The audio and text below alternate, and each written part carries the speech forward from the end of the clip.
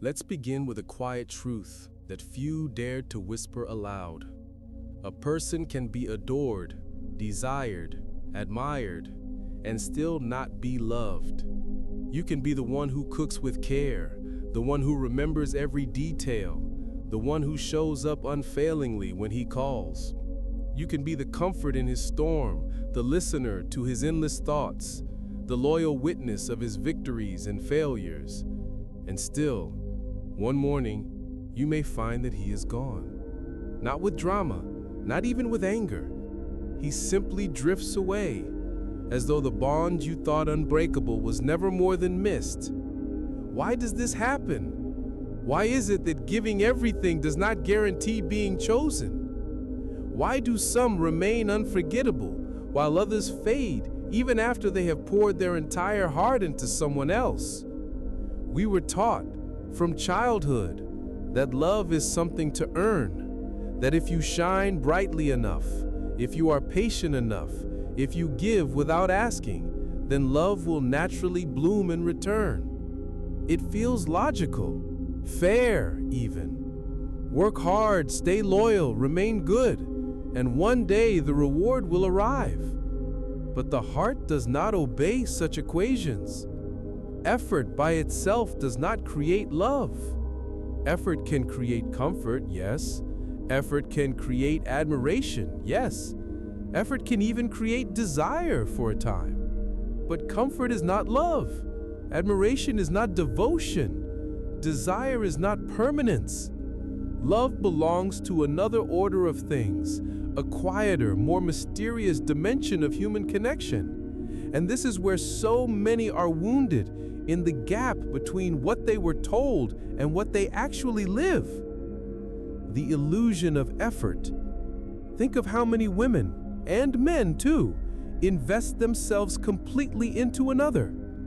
They become everything. The caretaker, the advisor, the lover, the friend. They answer messages instantly. They anticipate needs before they are spoken. They try to be the perfect partner, as if filling in all the boxes on a hidden checklist. And yet, at some point, they feel it, the distance. His gaze becomes unfocused. His words, though kind, lose weight. He says the right phrases, "I miss you, I love you, you mean so much to me," but the actions no longer align. This is the paradox. The more you give in order to secure love, the more invisible you become. Because what makes us unforgettable is not the endless service we provide, but the way our presence stirs meaning inside another human being. Love, real love, does not emerge from being endlessly available. It arises from the moment someone realizes, if I lose this person, something in me will never be the same again. That awareness does not come from being perfect. It comes from being irreplaceable. Why fail? You may believe that if you simply become better, more patient, more forgiving, more radiant, then he will stay. But perfection rarely touches the heart. Why? Because perfection does not leave space. When you give everything at once, when you erase your own edges in order to fit someone's needs, there is no gap, no silence, no mystery left for them to step into. They feel cared for, yes, they feel comfortable, but they do not feel compelled. Compulsion, that deep pull we call love, only begins when someone feels that they themselves are significant.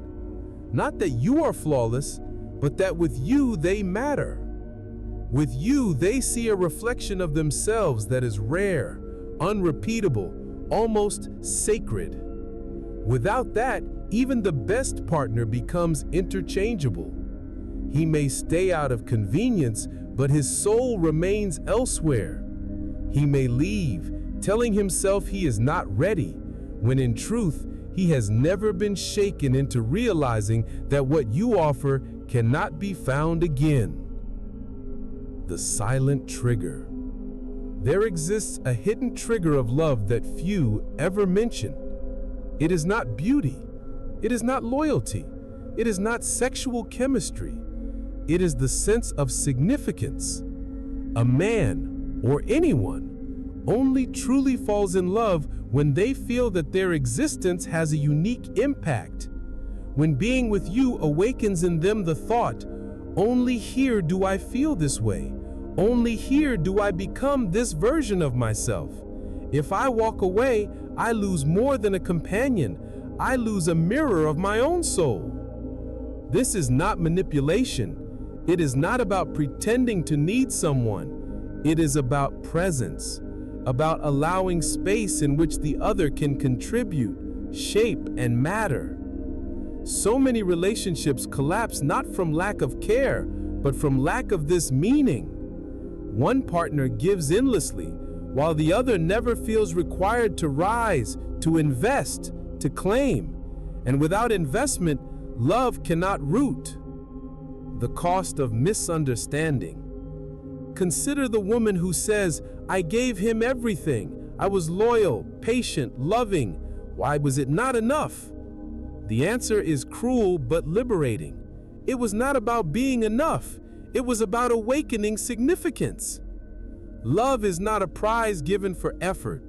Love is a recognition, a moment when someone sees themselves reflected in you in a way that no one else has ever shown them. This recognition cannot be forced, cannot be earned through sacrifice. It is evoked through authenticity and the courage to remain whole, even while opening space for the other. This is why some women, not the most beautiful, not the most accommodating, are remembered forever. They do not drown a man in care. They do not rush to prove themselves. They simply carry themselves with integrity, and in their presence, the other feels indispensable.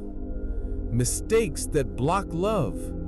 Strangely, the very things done out of love often prevent love from rooting love. The first mistake, excessive care, becoming a 5-star service provider, always available, always soothing, always anticipating. This creates comfort, not devotion. Comfort breeds complacency, not passion. The second mistake, disguised criticism, correcting, advising, pointing out flaws under the mask of helping him grow. Slowly, he feels belittled. Love does not thrive where one feels perpetually insufficient. The third mistake, the aura of replaceability. Remarks like, "all men are the same," constant comparisons to others, subtle hints that he is just one option among many. Love cannot survive where uniqueness is denied. Each of these mistakes comes from care, from a wish to connect, and yet together they create a field where no one feels truly safe to love. What love really demands? Love demands space. Space for imperfection, space for choice, space for the quiet terror of possibly losing what matters most. When you take on every role, healer, savior, manager of his emotions, you rob him of that space. He does not need to act, to choose, to step forward. And without that, his heart never awakens. Real love begins when he feels, if I do nothing, I might lose her. If I fail to invest, she will drift away. Not because she is playing games, but because she belongs to herself first. That is the paradox. The more whole you are, the more he feels compelled to hold on. Love as meaning. At its core, love is not about admiration or harmony. It is about meaning. A man can desire many, he can admire many, but he only loves where he feels significant, where he feels that his presence changes something essential. This does not mean dependency. It does not mean weakness. It means that you allow him to contribute something irreplaceable. That in your story, he does not feel like a guest, but a co-creator. This is why love is less about doing more and more about allowing. Not allowing mistreatment, but allowing space. Space for him to invest, to offer, to grow. The mirror.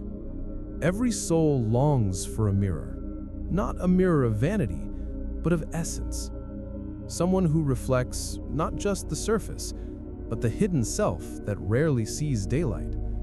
Love, in its deepest form, is precisely this mirroring. You look into someone's eyes and see yourself returned, larger, truer, braver.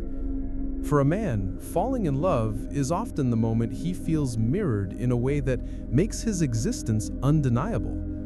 He is not just desired or admired, he is seen. And in being seen, he becomes. This is why certain bonds are unforgettable. Not because they were easy, not because they were perfect, but because they touched the root of existence itself. The pain of misrecognition. How many have lived the opposite? You give yourself fully, only to realize he never truly saw you. He saw your surface, your efforts, your roles, but not you. And so you felt replaceable, like a chapter easily closed. This is one of the deepest wounds, to be known in fragments but not in essence, to be valued for service but not for presence. And yet, this wound carries a gift. It teaches that true love cannot be negotiated, cannot be begged for, cannot be maintained by sacrifice. It must be recognized, quietly, unmistakably. What makes you irreplaceable? You become irreplaceable not by trying harder, but by daring to remain whole, by keeping your boundaries, by allowing silence, by not filling every gap with service, by holding the courage to say, "This is who I am. I invite you to join me, but I will not erase myself to keep you close." A partner who truly sees you will not require endless persuasion. He will not keep you guessing, nor keep his options open.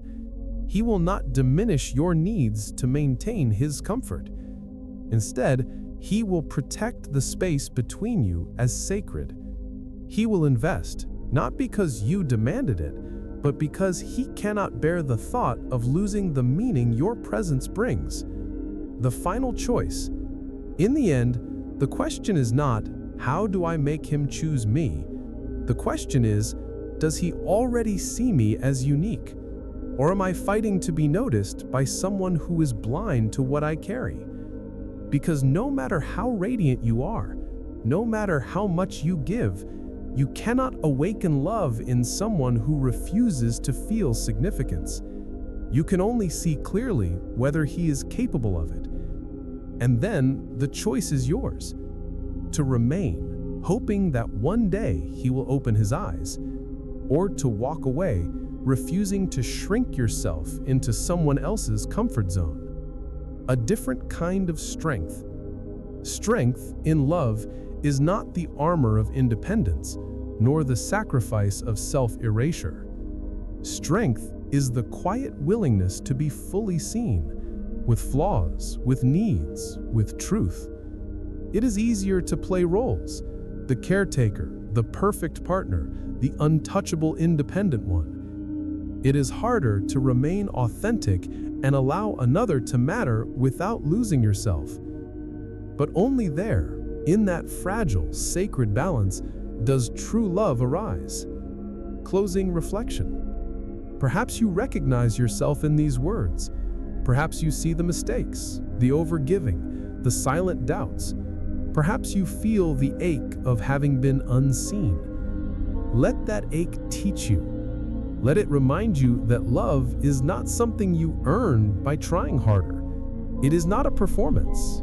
It is not a prize. Love is recognition. Love is significance. Love is meaning. And once you know this, you no longer chase. You no longer beg. You no longer settle for crumbs. You wait for the one who does not need to be persuaded, the one who feels, without explanation, that you are irreplaceable. And when that moment comes, you will understand why all the effort in the world could never compare to the quiet miracle of being truly seen.